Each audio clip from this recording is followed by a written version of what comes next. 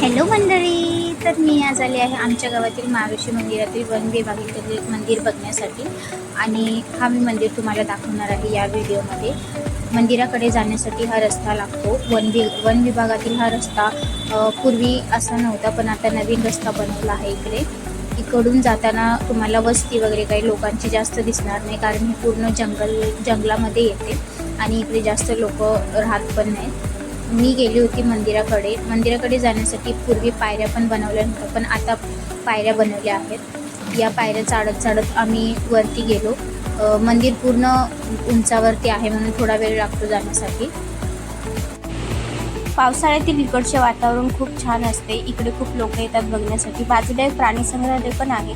आम्ही गेलो मंदिरामध्ये. मंदिराच्या बाहेर पावसामुळे खूप हिरवीगार दिवस आली होती.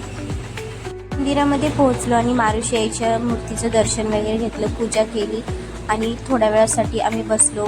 बाहेरचं वातावरण पण मी तुम्हाला दाखवते. पावसामुळे खूप थंडगार असं वातावरण झालं होतं सकाळचं. समोरच्या बाजूला एक किल्ला पण आहे, पण तो पावसामुळे खूप झाडे वगैरे आलेत म्हणून तो व्हिडिओमध्ये मी दाखवू शकत नाही. आणि हे समोर दिसतात ते कारखाने आहेत आमच्या सिटीमधील. साखर कारखाना, डाळीचा कारखाना वगैरे या बाजूला लागतो.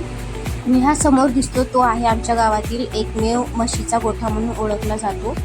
आतमध्ये आपण जाऊन बघू. मी आली आतमध्ये तेव्हा काही म्हशी झोपल्या होत्या आणि त्यांच्या मालकाने त्यांची जोपासना खूप चांगल्या पद्धतीने केली होती. पूर्ण त्यांचा जो परिसर होता तो खूप स्वच्छ ठेवला होता.